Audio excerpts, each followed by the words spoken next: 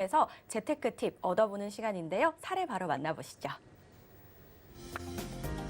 네, 오늘의 부동산 투자 사례입니다. 서울 구로구 구로동에 거주하고 계시는 61세 은퇴자십니다. 구로동에 단독 건물을 매수하셨고요. 배우자와 자녀 2명에게 지분 증여 후 세금 절세와 관련한 재테크 사례입니다. 지금부터 이사님께 결과 한번 들어보도록 하겠습니다. 네. 자, 지금 이사님 바로 해주실까요? 네, 알겠습니다. 자, 이분 같은 경우에는 실제 이제 투자를 해서 양도차익이라든가 이런 부분으로 이 재테크 성공하신 케이스가 아니고요.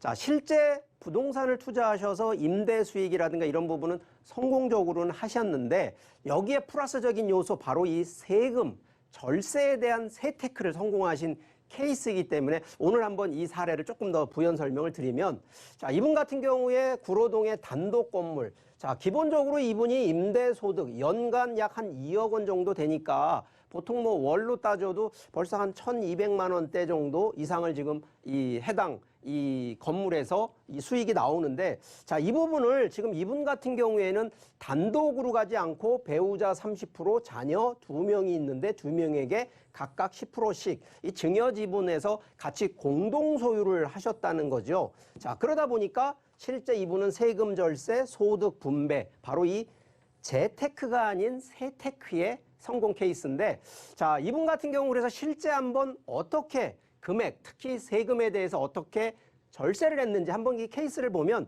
자, 원래 기준이라 그러면 단독 건물이라 하더라도 이분이 단독 명의로 갔다. 그러면 연소득 기준으로 지금 2억 원이거든요. 그러면 소득세 기준으로 세율이 한 35% 정도가 나오는데, 그러면 공제받는 게 1,450만 원을 뺀다 하더라도 1년에 납부하는 소득세 기준이 약 한 5,500만 원 정도 됩니다. 자, 이거는 양도소득세가 아니고요. 바로 임대에 대한 임대소득세를 말하는 겁니다. 이분은 지금 팔고 매도하는 쪽이 원하는 게 아니라 보유를 하고 가져가면서 세금을, 그것도 소득에 대한 소득세를 절감시키는 건데, 이분이 단독으로 했다 그러면 최소 5,510만 원을 매년 내셔야 되는데, 자, 이분이 어떤 케이스로 갔냐면, 자, 본인은 50%, 배우자 30%, 자녀 10%, 그다음에 자녀 10%. 그러니까 결과적으로 총 100%의 지분율을 가지고 투자를 하셨는데, 자, 공동소유율 기준으로 50%, 30%, 10% 이렇게 나누다 보니까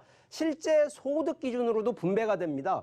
자, 본인은 1억 원 소득, 배우자는 약 한 6천만 원 정도. 자, 이렇게 따져보니까 실제 세율 기준으로 나눠지고 여기에 금액대, 실제 내는 세금 기준 합산해 보니까 3,300만 원 정도. 그러면 혼자 단독으로 했을 때 5천만 원대 대비 이렇게 가족들이 공동 소유해서 낼 때의 소득세 기준은 3천만 원. 그럼 결과적으로 한 2,200만 원 정도의 연간 세금을 줄이는 바로 이 절세 효과라는 걸 누려서 성공한 케이스입니다. 자, 그럼 여기서 좀 추가적으로 과연 우리가 그럼 절세 그러는데 어떤 내용으로 한번 절세가 되는지 조금 한번 간략하게 설명을 좀 더 드려볼게요.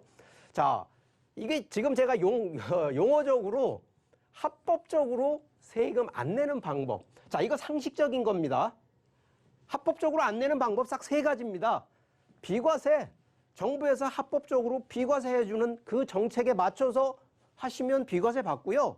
자, 감면 정책이 있거든요. 감면 받으셔도 철세되시고요.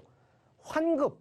당연히 정부에 돈을 내놓고 다시 연말정산처럼 환급 받으시면, 자, 이게 합법적으로 세금 안 냅니다. 이건 탈루도 아니고요. 자, 이런 게 보통 1세대 1주택, 뭐 상속주택, 또 자격농지, 뭐 비과세 요건들 몇 가지 항목들이 좀 있는데 이런 내용들 맞춰서 하면 비과세 받고요.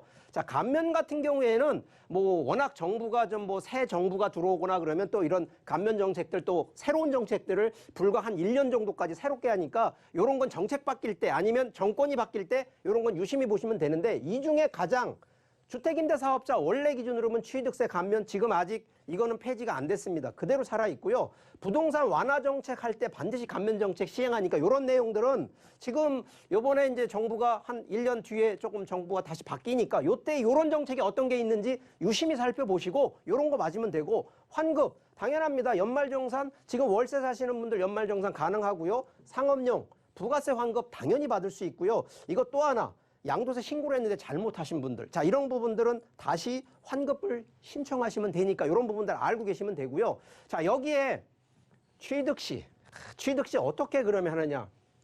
당연히 취득세 감면제도. 자 이게 7월 10날 부동산 정책에서 조정 대상자 아까 얘기했던 12% 최대 지금 12%를 취득세를 내야 되는데 자 과연 취득할 때 감면제도 활용할 건지 잘 따져보시고 자 명의 지금 좀 전에 공동 명의할 것이냐 누구 명의로 할 것이냐 이런 부분들 그래서 이 두 가지는 소유권을 누구 거로 갈 거냐에 따라서 실제 세테크가 되는 부분들 그리고 자주택자분들 이제는 주택을 많이 보유하는 게 유리한 게 아닙니다. 그래서 중과세 되는 거 확인하시고 자 임대사업 하고 계신 분들 이런 세제 완화 조건 지금부터는 반드시 확인하시라는 얘기 드리고요.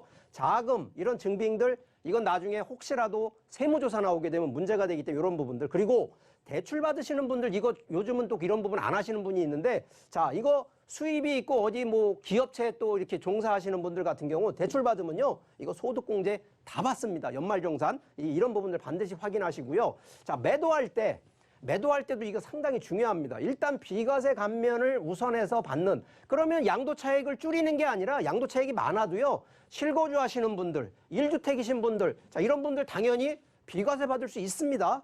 두 번째 중과세 제도 자 이게 규제지역인지 다주택자 중과세 이거 어떻게 적용되는지 알고 계시면 되고 보유주택수 당연히 조절하셔야 되는 거 그러면 여기는 매도시 양도차익 적은 거부터 꼭 매도하시라는 얘기 드리고 다주택자 지금도 임대사업자 등록하시라고 얘기하는 부분들은 바로 이 사업자 등록을 통해서 주택수 제외되니까 이런 부분들은 다주택자에서 제외되는 항목 찾으시면 되고 자 보유 시기 조절 꼭 반드시 하셔야 됩니다. 일시적 2주택 최근에 이제는 지금 하나가 분양권도 이제 금년부터 분양권도 주택수에 따집니다. 그럼 분양권이 하나 취득하고 있는 분들은 2주택 같은 경우 일시적 그러면 3년 내에 기존 주택 팔면 이거 비과세 받는다라는 거 이런 점도 이해하시면 되고 반드시 또 이 공제되는 비용 필요 경비들이 있습니다. 이런 것들 반드시 다 경비들 청구하시고 장기 보유 특별 공제 옛날보다는 많이 줄어들었지만 그래도 이거 준비하시면 되겠고요.